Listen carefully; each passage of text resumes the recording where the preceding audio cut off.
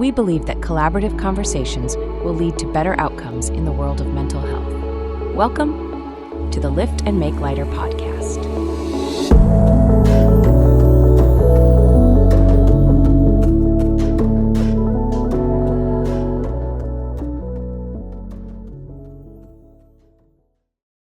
This is Lift and Make Lighter special edition today.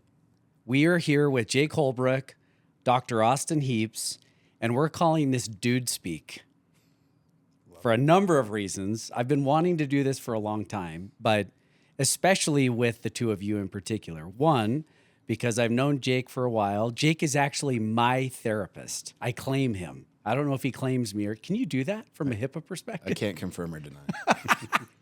I love it. And his confirm or deny will be entirely different, most likely because of his VA roots. You know, I don't know if you have military, special level clearance anymore, but Nope, we're solid. we're solid. We're good. To start off, why don't we just start with Jake? Why don't you introduce yourself, who you are, what you're doing, a little bit of personal background, maybe how that got you into what you're doing, and then we'll do the same for Dr. Heaps. Cool. My name is Jake Holbrook. I'm a licensed clinical social worker. My wife and I run Holbrook Behavioral Counseling and the Collective, which helps facilitate therapists and billing and infrastructure. So, but as far as my clinical practice goes, I'm a pretty generalist practitioner. I really like working with trauma, but helping people find purpose, motivation. So I don't really stick to one lane. I use a lot of different modalities, but I'm a privileged white kid from Riverdale, so just up the street from here. I come from a loving family, but even that considered, we all have wounds from our childhood. So, I started out working in sales after working through some really hardcore addiction stuff in my early 20s, and got sober enough to do that, but still kind of became a high-functioning alcoholic for a long, long time. After that, failed marriage, a lot of trauma during that window in my life, but that was when I really decided to make a change and moved from sales into mental health, making went from six figures to $10 an hour. It was the best thing I ever did.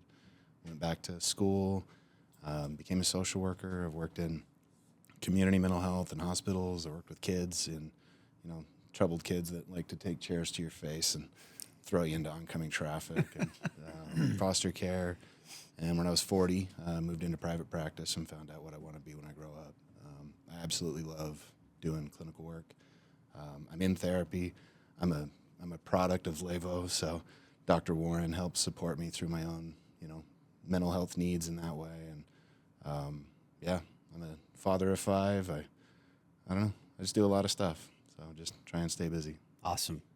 Thank you for coming. I have so much more to double click on with you, but Dr. Heaps? Oh, that's awesome how vulnerable you can be. I love that. So that's cool. I would say I'm from Orem, grew up playing baseball. Baseball was life, right? And that was probably a product of a tough older brother childhood there with some mental health issues. So I escaped through playing ball and loved it. Learned a lot through that as well. And didn't really know what I wanted to do growing up, but I knew that I wanted to help people. A friend of mine was a nurse, and that was kind of when nurses, when you were a male, wasn't a cool thing. Like, it wasn't cool to be a nurse, so you were kind of made fun of, right? And the guy that I knew was like a manly man. He was like a cowboy. And I was like, what? Like, he's a nurse? And I learned more about that, and I loved it. I was like, he's doing well for himself. He's taking care of people. And he's still himself. He's not any less of a man. I was like, I want to do something like that. So I kind of, played ball, went and played college ball, and then realized I got to hang up the cleats and have a real big boy job, and looked into nursing. And I found that I enjoyed that, but I found out really quickly that I didn't want to be a bedside nurse forever. Part of that was, I worked at a boys' home as well, where I definitely learned some mental health struggles and issues, but I could handle it well because I just managed it with my sibling almost my entire life. So it seemed easy, right? Like, kid throwing a chair at you is kind of like, whatever, It's a Tuesday. It's a random Tuesday. Yeah, it's no big deal. And then I found out that I was like, you know what, I think I want to do more intense nursing, and looked into like the shock trauma, thoracic ICU, and found quickly that I didn't love it as much as I thought I would, and found kind of a love in psych. And so went to like inpatient psychiatry, and immediately knew that I either wanted to be a CRNA where I put people to sleep and don't talk to anybody, or I want to talk to people and help them, in some way. And we ended up in psychiatry. I say this was plan F all the time, and it was never plan A. We just kind of got here, and I've loved it. And so, I got my doctorate at the U. Then I worked 6 years at the VA. Did I know what I wanted to work in? No, but you kind of get thrown into a lot of trauma working with the VA, and I loved it. And so, again, I think it was something that was easy for me to connect with people and work through it a little bit. And kind of like Jake said, it's kind of a modge podge of like what I decide to do and work with them, because I feel like it works better when I can throw what I feel like works for them in the moment, and for myself too. And I don't claim to know more than I do. And so it's been quite a ride, but that's a little bit about me and where I'm at. And now I'm at Levo and clinical director here in the UNA area, and it's awesome. It is awesome to have you. It's been a lot of fun to be able to work with you and side by side. And so just for our listeners to kind of frame it, for those that are in the, mental health world, they'll understand these terms. But for those who are not, in, the mental health or behavioral health world, there is a gold standard of care, that we often refer to. And the gold standard, to a degree, is called the biopsychosocial model. If you address all of those three things, you can have better or optimal mental health, in theory. And so when we combine this discussion today, I just want listeners to think about the biopsychosocial. Levo is the bio. That's what we are doing. We're approaching, assessing the body to determine what's going on in the mind or the brain. The psycho of the biopsychosocial is Jake's practice. That's his focus and area: psychotherapy, talk therapy, traditional therapy. Even though Jake kind of called himself a generalist, I think that he's pretty special in a couple areas that I want to talk about. But the psycho is psychotherapy. And then the social is really what we're doing right now, right? We're building community, we're learning, we're becoming educated, we're trying to instill more knowledge for people to have better tools to cope with life stressors. That's what Lift and Make Lighter was designed to do, is to try to create a community and learning and discussion together. So the biopsychosocial model is in play, and we have these discussions. And that's why we want both of you here at the same time to kind of talk about those things.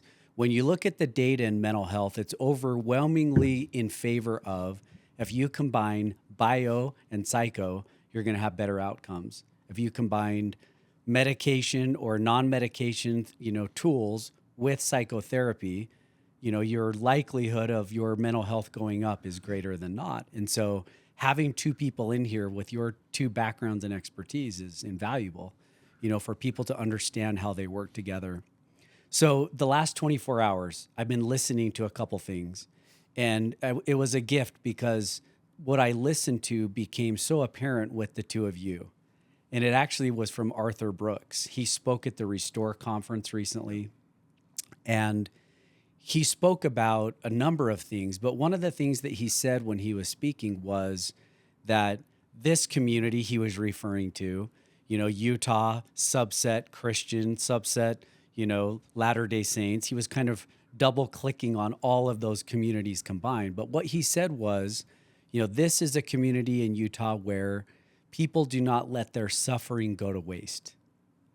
And that really struck me for some reason about the two of you. Your own life challenges, your own pain, discomfort, suffering in your own personal lives has become the lens and frame in which you help and serve and lift and love other people, which is what Lift and Make Lighter is about. Who are the people that are lifting other people, and why? And that was kind of an interesting thing to just think through, how does our own personal suffering teach us lessons and put us in a unique position to lift other people? And, you both know my wife, a little bit of my story.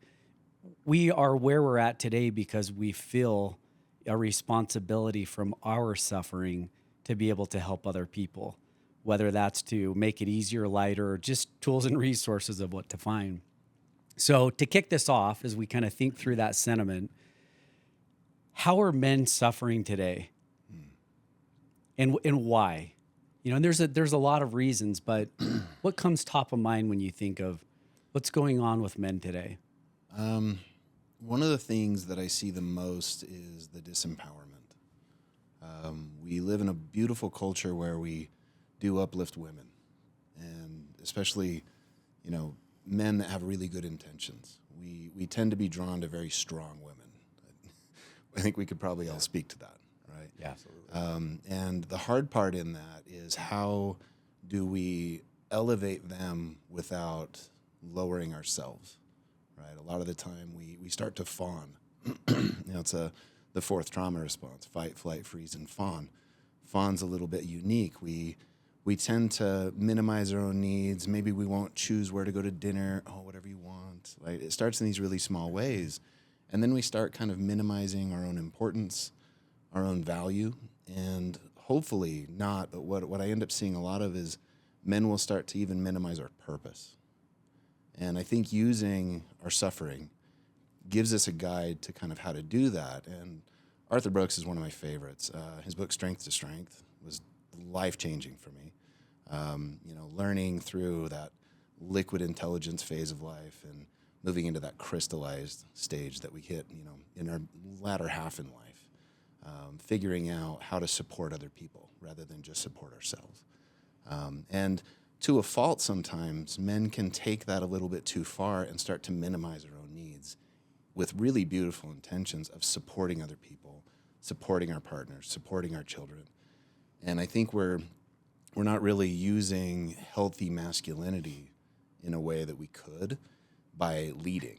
I think we start to kind of step out of the way with good intentions, but I think it does a lot of harm overall because we don't have a lot of direction, and we start to minimize our own worth. And I think it shows up a lot. I see a lot of men who are struggling with a lot of anxiety, a lot of depression, particularly men who are now they're empty nesters or they're moving into retirement, right? They start to lose that purpose in life. And there's only so many rounds of golf you can play. There's no purpose. I mean, there could be to a degree, but really when it comes to, validating our own worth while lifting up other people, it's hard to find that balance for a lot of guys. So we're also isolated. Over the last 20 years, men have half as many male friendships as we did 20 years ago. And it wasn't much 20 years ago. What was 2 is now 1. What was now 1 is 0.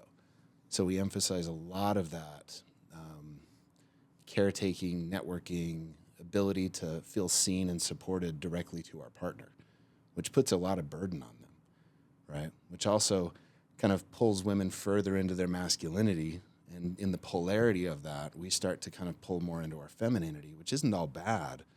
But when we don't use that to kind of empower ourselves and be embodied in it, we become a victim to the anxiety and the depression from the isolation itself. So much there. There's a lot. Beautiful, though. Blech. I mean, there's a lot. So let's, Dr. Heaps, what's your, How do you top that? That's exactly, a lot of what I feel and see is the same, suffering in silence, right, is a term I think we've all heard before. I think a lot of men do that.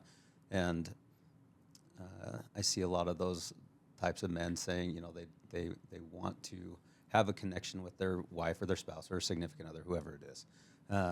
But they don't. They hide it. They keep it in. They don't share they're not vulnerable because at some subconscious level, they feel like, I'm going to use somebody's words here. So he's like, I still feel like a because I just shared and was vulnerable with my wife, and I still think she looks at me less than I was if I didn't share, that I was constantly this rock, right? And I think a lot of guys feel that, and so they don't share. They're not vulnerable, and they then might look as when they do take a leadership role, they might look at they might get a little bit of criticism back, like they're being dominant, right? And it's not so much that they're not trying to be dominant; they're trying to lead, but it might look like that, and then they're criticized once again, which shuts down, right? We're isolating once again, and then leads to the anxiety, it leads to the depression, it leads to a lot of emotional turmoil. I just feel like that's a really big thing. And I would agree 100%. A lot of it is like that transitioning phase, right? And I'm going from working to retirement to now I'm spending a lot more time with my spouse, or even early on, I'm seeing a lot more younger males, let's say 19 to 30s, and, in all different chapters of life there. And it's the same thing, though. The relationship's really an important piece where they want to feel seen and validated and heard, but they don't know how to walk through that relationship. And that's hard. I mean, that's heavy, right? And I feel like suicidal ideation comes from that. A lot of our younger guys and generation are feeling that, and that's heavy. You actually just described the very feelings and emotions that I was having when I finally reached out to Jake. And I reached out to Jake because my wife's incredible. We talk about everything. We've worked. A lot of people have a passive marriage, not like we've done work for years and years, but there was still some place in me that did not feel safe to deliver, right, the grenades that were in me. And I wouldn't have known that they were even grenades, for years and years and years. But what happened was, you wake up at your midlife, 40 years old, and you kind of go, is this it? And am I happy in it? And am I fulfilled in it? And is what I'm marching towards, the last 20 years, like, how do I feel about it and myself doing all of it? And what you're referencing there, Austin, Dr. Heaps, is Austin's good. Yeah. What I would call the paradox of responsibility. And what I mean by that is, I was taught as a young boy from very early on, my youngest memories were memories of work hard, ownership, duty, without diving into faith. I heard the word duty on Sundays more than any other word. And I don't think that that's a bad thing, but there was a part of that where I internalized, if I don't, then I'm less. And that crushed me internally for a long time. And so, in my 40s, I start weighing through these things of like, yeah, I've done some cool stuff. I've been successful. I've done a lot of these things. What is it inside me that is still off? And I just wanted to figure it out, And again, I love my wife dearly, but, right? And there's a but there. And And thank you. Thank you. But if you are a husband and a father, the very thing that you love and would die for is also very heavy. You use the word heavy. And it was for me. And I just, saying that to your spouse isn't always, Liza and I joke about it now. I've said for years, being married is the hardest thing I've ever done. And I've raised children. I've started a few companies. Being married happily is the hardest work I've ever done. Not because she's not amazing, but because it's heavy. It's hard. You have to communicate. You have to dive into the emotional work. So, I'm ranting there, but that's what was going on inside me, during that time frame where I wanted to reach out. And because of not feeling safe internally, well, if I go see someone and I talk about my feelings, like, am I less of a man's man? That's going to knock my Marlboro man hat off, right? Like I've been celebrated my whole life by being tough, working hard. I remember the day, on the sideline getting concussed, and my coach literally picking me up, sit down. And then he picked me up and dropped me on my butt. And he's like, did that knock you straight again? And I'm like, put me in, coach. Like, these are the things of like what a boy is kind of taught, believing we need to talk to them tough so that they become tough, right? And that just was internalized by me. That served me really well. So it's not as if all of that was bad. I think there's a perception that if you go to therapy, you're going to get soft. Instead of, no, you go to therapy so that you can sharpen, right? Not become tougher to shut it out, but because the armor you've built for so long, it's holding the grenades in, right? And over time, it's going to blow you up. And I did. I had some blow-ups. There was some health stuff for sure. So I'm with you, both of you, in terms of just how that feels, to men. And it tends to feel like to empower women, to Jake's point, you have to step aside. And to step aside, does that make you feel less than? So, can we talk more about that? Because I think that it is, men don't necessarily know if I'm not that, then what does my new identity need to be? And society now says, well, if you're a jerk, then like you're canceled. So, I mean, if you're not praising women, and I do, but for men, because they're kind of trained and were raised that way, if I'm not that guy who leads out and, I preside over the family and, that sounded bad doing that, in a negative way. I like the role of leadership, but how do you do it in the right way to find balance, allow femininity to be as empowering as it should and can be, and yet still stay honest to self, right? Have the integrity of self still. I'll jump on that for a minute. I think to kind of back up a little bit, we as men, we feel like our value comes from what we produce rather than inherent value of who we are, right? If the bank account's okay, if my wife is happy, if my kids are doing okay, if the grades are good, if the yard looks fine, right? So we tend to buy into a lot of our worth based on external values. So we start to kind of use first order change in our lives to make things better. And it can be very it can be very powerful because, if I do this one thing, if I advocate for my wife more and maybe be a little more sensitive and open up about what it is that I want, the hope is that I'll get that back. And most of the time for men, it doesn't work, right? We're leveraging into that feminine part of ourselves, which isn't all bad, but at the end of the day, we're asking them to make the change for us to feel better, right? Rather than using second order change where it's like, I'm going to go into therapy and figure out where my wounds are. I'm going to go in and remove some of those grenades and watch them explode in my hand with love, right? And learn how to sit with that, learn how to endure that pain. I think the most important question in therapy is, what are you afraid to feel, right? This is why we become workaholics. This is why we turn into Mr. Nice Guy. This is why we have drugs and addiction and pornography addiction.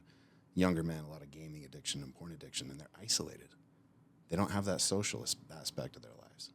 And they don't know how, and they're not really encouraged to go out and get a job where they have to interact with women and have conflict resolution with men. And so I think our younger generation of men is really lost. And as I sit with these men, it's almost like we're in an extinction because they don't know what to do. And their fathers are working full time, and their moms are now doing the same thing. So they're left to their own devices to try and find it, right? And it's really hard. It's awesome. Austin? Yeah, that's awesome. I know who's walking through the doors here in that age demographic. Any additional thoughts just on young men and what you see? Yeah, I mean, I feel like that's spot on. I mean, it's just so common now, and it feels like it's on repeat right now with the younger generation that I'm seeing currently. A lot of gaming, a lot of porn addiction, a lot of isolating, not knowing how to interact with the relationships that they do have, and then finding that they're feeling, a common theme actually right now is like, I feel over lustful, right, in the relationship. And then that leads to issues and problems, and then there's breakups, and then they're left to, now what do I do? And where's my problem? Why is this happening to me? Is my lustful is this a bad thing? And and we have to dive into that. But I find that they want something more. That doesn't mean that it's always like they're searching out something, faith or religion or spirituality, but sometimes, yeah, it is, right? Like sometimes that's what they are looking for, maybe because they don't understand where their own values are and their own moral compass is. Right. And I feel like I'm seeing that pretty often. And that's hard to like sit here and say right now, what are my values? Like, what are my core values? I think it's a really hard task to be like, I'm going to narrow down my top 5 values. I think that's the hardest thing to do. And do I feel good living my values? Am I living them 100%? No, never, probably. But, it feels good when I try. But, I'd say I think you're spot on. That's what I'm seeing for sure. You bring up a good point, though. You brought in spirituality. Yeah. Which I'm a social worker, so the model I was brought up on was biopsychosocial spiritual.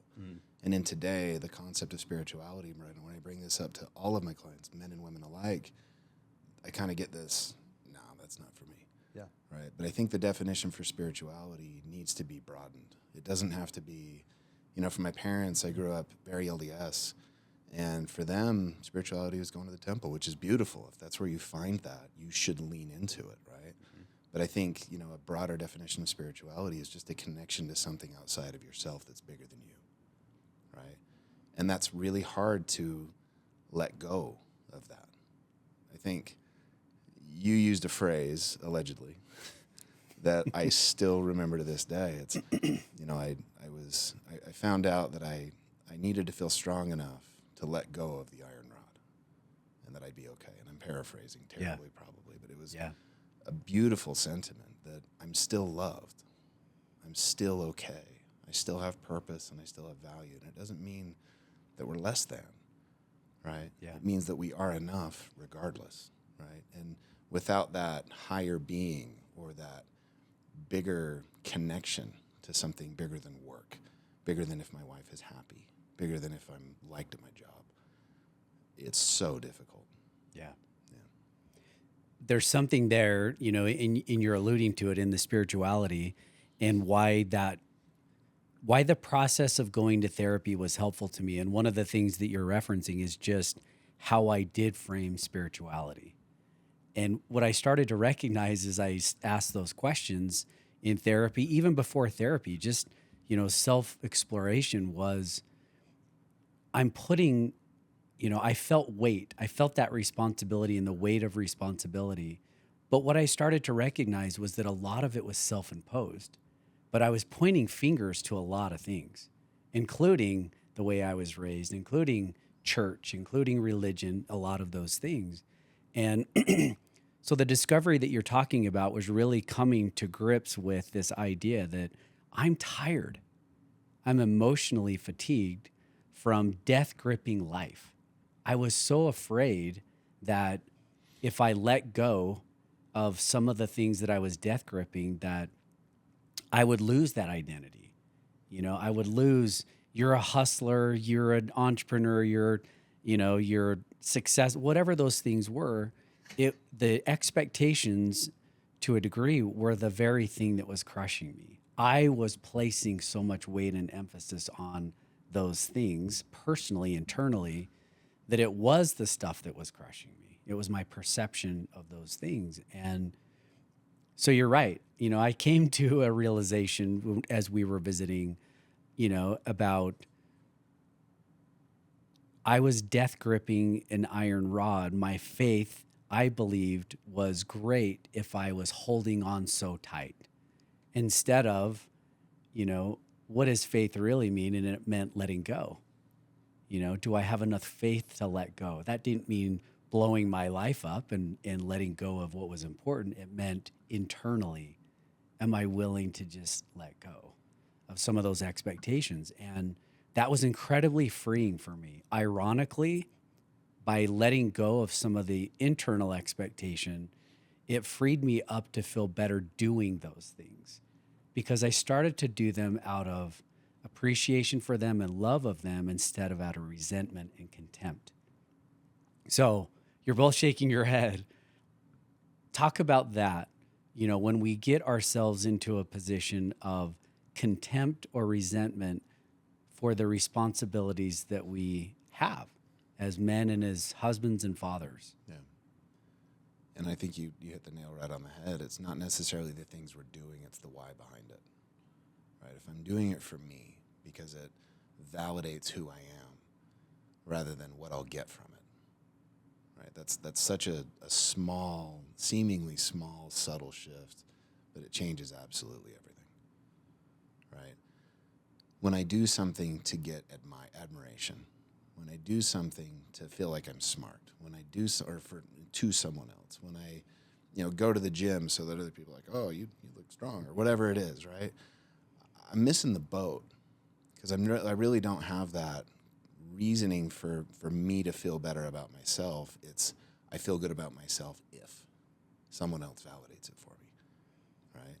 And we do, I mean, this is one of the byproducts of a consumer culture. We're not good enough unless, right? And we all have our lists of things that we're afraid of. For men, the greatest fear, and I really like talking about this with my clients, especially my men. My women really overwhelmingly agree to this. What is it that women fear the most? What do you think? What women fear? Yeah. What is a woman's greatest fear? I wouldn't venture to guess.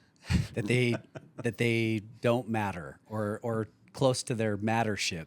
Which that's a projection, actually. So that's what we believe, right? It's having meaning, not meaning, but being worthy and being admired, right? If we feel like we're less than, if we feel like we're weak, if we feel like we're pathetic, that is our death, right? For women, they're worried they're going to get assaulted. They're worried about sexual assault and rape. And we're afraid we're going to have our feelings hurt. But they're on the same level, right? For a woman walking into a dark parking lot late at night, terrifying. There's a reason women go to the bathroom in pairs. It's not to talk. It's conditioned into their safety. For men, it's the opposite. We need to feel like we're strong enough to do it alone.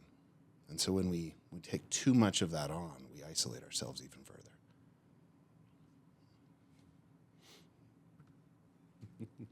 Where would you want me to go with that?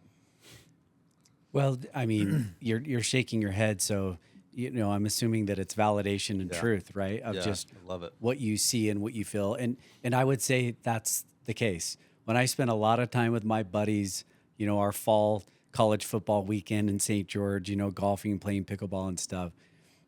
The majority of the time, those trips turn out well when we all feel strong, right? That it's like we're sharpening the saw. You feel strong. You feel, back in that, space or headspace of feeling capable, of respect and, those kinds of things. So, Austin, when you were at the VA, and the learning that you had there, the experiences that you had there, would you say that was a root cause of some of the challenges, for some of the men, the veterans that were coming there, that kind of self-respect, was key to their just feeling well? And what happens post-war?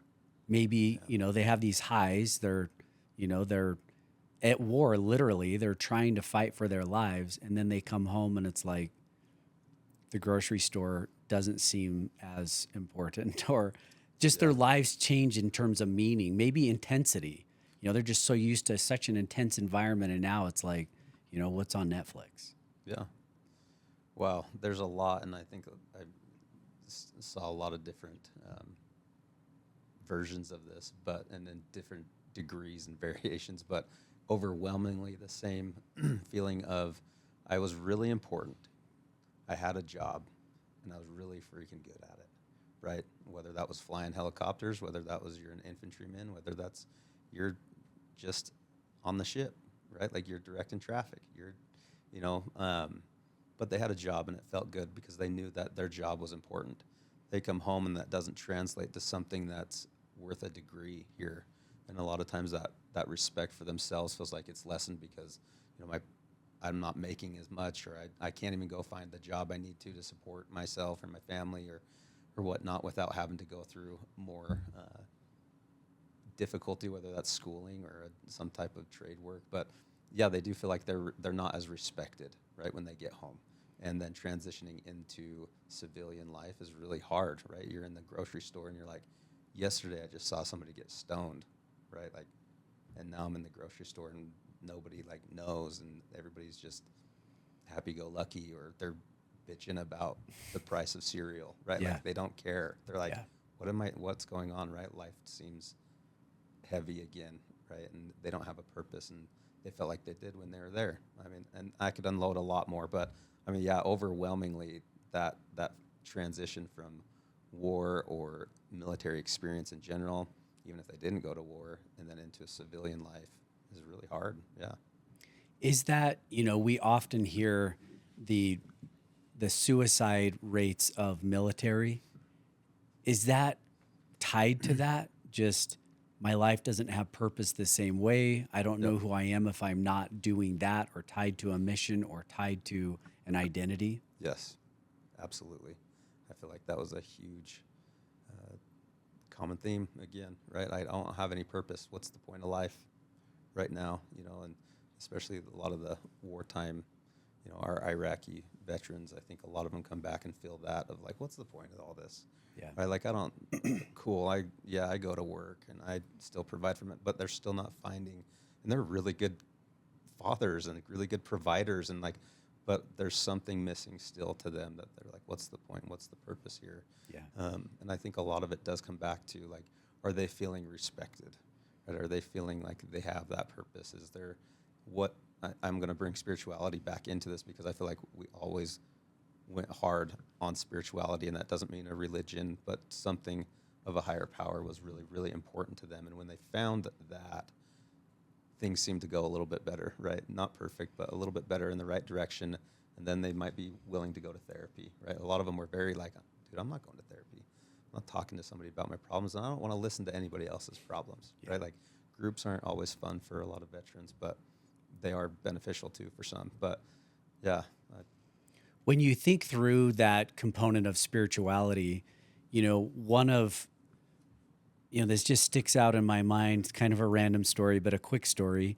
My wife and I, went out with another couple who served, in a tough situation. He saw some really tough stuff, in the military. And we were out with them one night, went to dinner, went to a movie.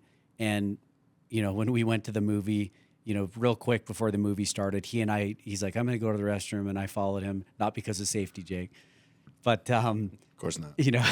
We had been, probably drinking way too much Diet Coke at dinner or something, but we went to the restroom, and on the way, this was literally 2 minutes, but on the way, he just shared something with me from him being active, when he was on a mission, and it was ugly. He was involved in some ugly stuff. And this is crazy, but as he's describing this to me, it just hit me like a ton of bricks. I was standing at a urinal, literally, and it hit me like, these are men who have seen and done things that I will never appreciate, and yet I feel the pressures of life, but that's an entirely different circumstance. And to be honest, it changed how I thought about him and how hard it would be to have done what he's done and been and seen what he's seen and to be spiritual. Because I was raised, right? There's certain things you don't do if you're a good Christian. And they did a lot of them. Yeah. They saw a lot of it. So to be Christian, if you have been active military and done and seen the things you've seen, it would be hard to be able to say, I'm capable of forgiveness. And a Jesus, frankly, that probably isn't pleased with how all that stuff went down, on that mission. Is it hard for them? I mean, is spirituality hard because they can't forgive the stuff that they were asked to do, literally, told to do? Yeah, you're asked to do things that you and I wouldn't normally think about, right? And sometimes on a daily basis, and not all of it's always an intimate, we're this close. Sometimes it's done far away, and the things that these guys are asked to do, and men and women both, yeah, they don't feel deserving of the love. They don't feel deserving of the forgiveness, and some of that is they were asked to do it, and some of them sometimes they're like, well, what's sad is I found actually some pleasure doing it, right? And so that's another big piece that's hard for them to get over and past and find, the higher power being the spirituality piece of that for sure. And a lot of them do not find that like a religion is where they find the peace, right? But the spirituality is something different. It is, but they want it. Yeah. But they want it. I think that's the thing, is like they want it so badly, and they just might really push it away, but mainly because they don't feel deserving. But I don't know what you feel the same or Absolutely. Yeah. When I think about why I want to be in this space, in the mental health space and what we're doing, my ultimate goal and mission is that men and women hear and learn new tools that allow them to get there, that there's not one way to do and find happiness and spirituality, that there's a lot of roads, to travel to get there. And we tend to just kind of say and point towards one or two, that are going to solve it all. But I want to just read something, to you both.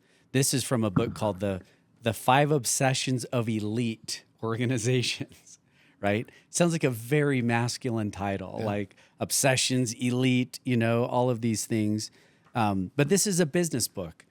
But there's a couple things in here that I think that men should take away and think about, not necessarily just in business, but overall. And we're getting to that in our discussion. So this says, regarding systems, I'm a systems thinking junkie. I love to just think about systems and what drives outcomes. And if you were going to disrupt a system to get a different outcome, how would you do it, right? So this says, the truth is, if your business is not growing as fast as you want it to, your business has a system designed to grow at a slower rate than you would like. If your business is not as profitable as you would like, your business has a system designed to generate a lower profit than you would like. Pretty obvious, straightforward.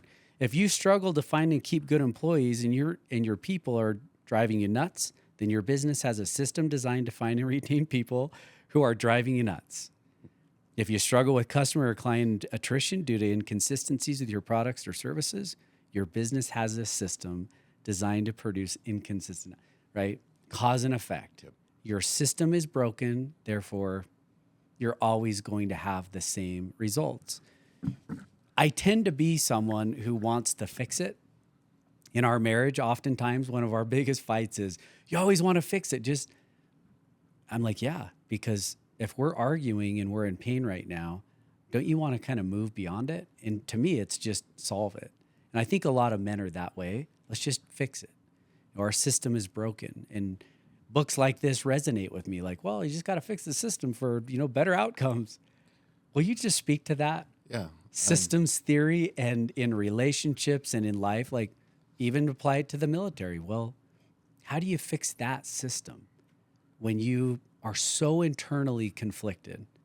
Husband, father, dad, internal conflict, and the outcomes keep feeling conflictive. How do you address the system? I think it starts with letting go.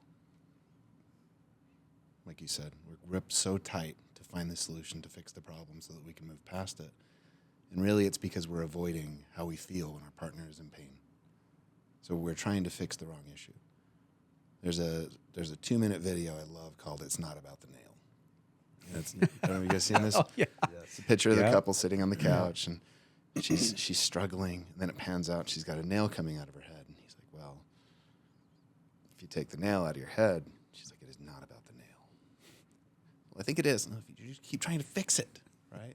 What I need for you is just listen. She's telling us what she needs, and it's to let go of our own thinking. So we're asking the wrong questions when we need to just honor and validate what is, rather than to force something to be different.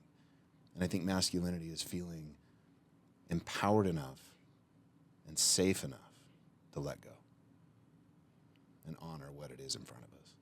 Because if I'm trying to fix a system, I'm too blinded by it. Right? If I can't back up and give the problem a little bit of space, the wisdom we have inside of us is going to solve the problem if we let it. But the more I try to think about it and think about it and think about it, the more anxious I get, the more isolated I get, the more worried I get. Right? So I think it's so important that we try and find those gaps from thought to thinking. Right? Thought is beautiful. It's the most productive space we can be in. I'm not thinking about what to say right now. And if I was, I'd be mumbling all over my words. Right? And I feel okay saying it. But if the whole time you were talking, I was sitting there thinking about, and I had to catch myself, thinking about how am I going to respond, what am I going to do, I'm not listening anymore. Right? And I think as men, we want to fix our wives' problems. And when we can't, we feel failure. Yeah. I think that, and I Austin, I'd love for you to respond to this. Is this why so many men take their lives today? Because we're fixers. And if they don't see a way to fix it, that's the last coping option, is just, well, if I can't fix it, if I can't feel different than I do, and I've tried things, then That's my last result to fix it, is to just be done.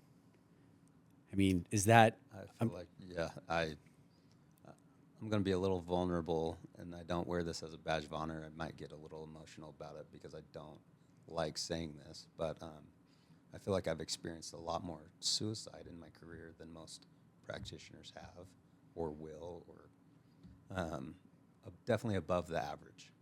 And so hearing and speaking with the veterans or patients, clients at the time, that was a common theme.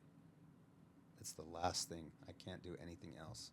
Nothing else is going to fix these problems but me being gone, right? And so I do think there is a big piece of that. I think there's more. But I do think, yes, that's a big piece of why men get to that point. It's just like, oh, it's the last straw. There's nothing else that I could do, right?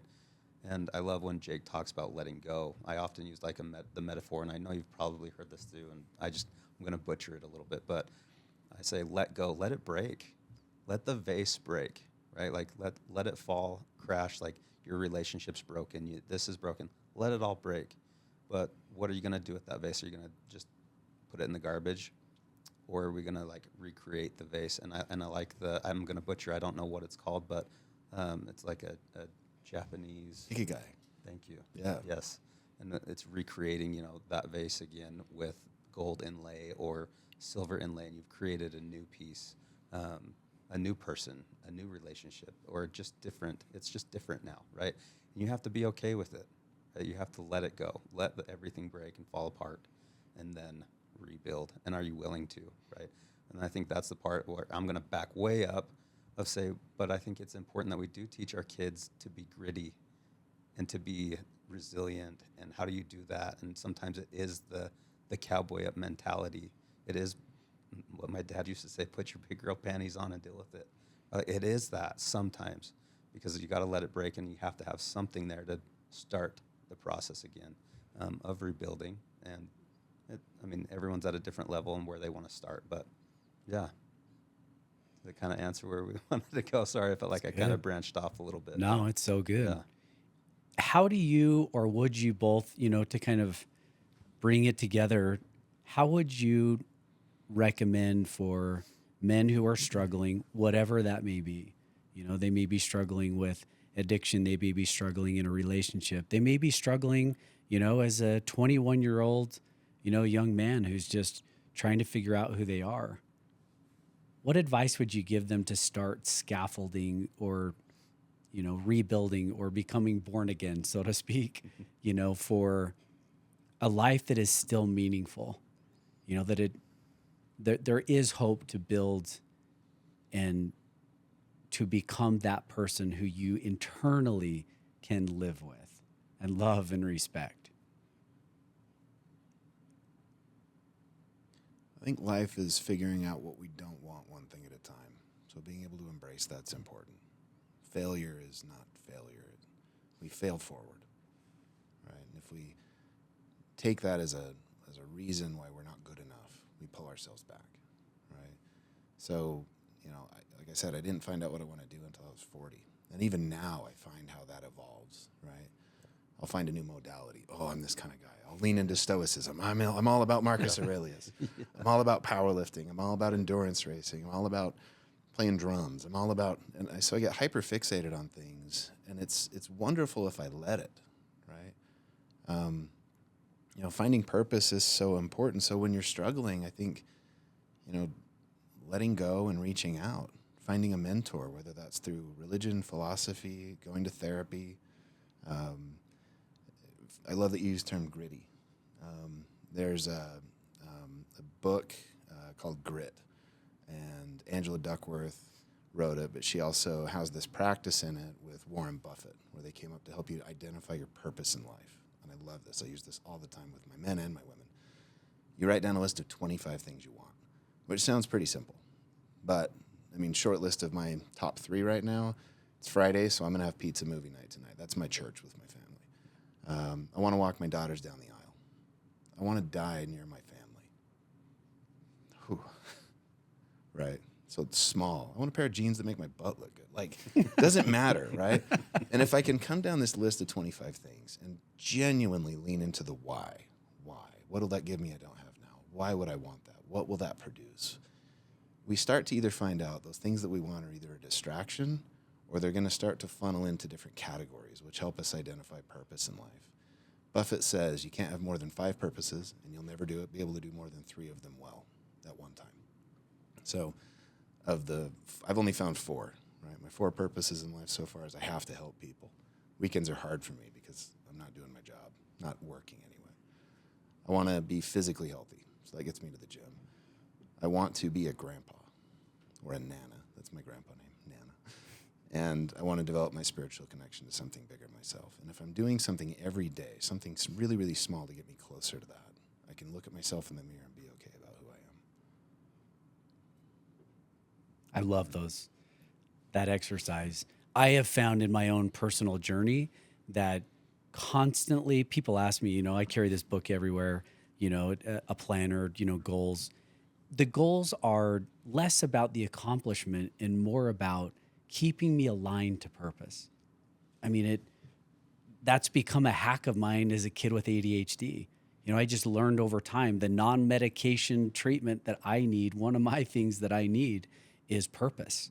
I feel dopamine, I feel oxytocin and serotonin, and I feel those happy chemicals in my life when I'm aligned with the purpose and I'm working on something that I'm progressing forward. And so I love that. I like the intentionality of, what are those key things that I'm working on. Last thoughts, Austin, that you would share? Like the word devotion just keeps kind of coming to my mind. Like find out what that means to you and become devoted to those things, right? Like the values to your spouse or friends or whatever. Understand what devotion means and live it, right? Be devoted to that. Be devoted to your life and be okay with it. The other piece is I love the word. If I had to give like advice to kids really quick, it's like, man, win the mornings or win the moment, right? Like, and a lot of times that is like self-care, but it's not bubble bath. And it could be, right? Like, I don't want to say that it's not, but I don't think most men are going to be like, cool, a bubble bath every day is what I need for self-care. It's like, no, really understand like what self-care is for you. And a lot of times it's some things, are you sleeping good? Are we exercising? But like, and it's not just exercise. Like, it's important. Understand why it's important. How's it helping you? It's going to just build, I think, a better outcome for them to head out on the right path. I mean, it sounds simple, I know, but I could nerd out on that. No, the S's, right? I mean, to take a page out of the Brainstoke book, our brother down the hallway, the S's are so critical to just, the sleep, sun, sweat, serve and stoke in your life. Those are things that are going to bring the happy chemicals. And when they're in your brain, you're like, I got this. It doesn't mean perfect, but, I can get through life and it can be fun and enjoyable and do well. Thank you both for lifting and making lighter other lives. And, your own suffering has not been wasted. I'm so grateful that the two of you are using your paths and your own personal journey to help other people. I mean, people come and they sit with you and they're vulnerable and they have hope because the two of you have done it, in your own personal journeys and the things you've gone through bring context and meaning for others to know that they can get better and have hope. So thank you both for being on. Thank you. Yeah. The Lift and Make Lighter podcast is brought to you by Levo, a primary mental health care provider. At Levo, we specialize in comprehensive mental health assessments, diagnoses, and treatments for all ages. For more information, visit levomind.com. That's levomind.com.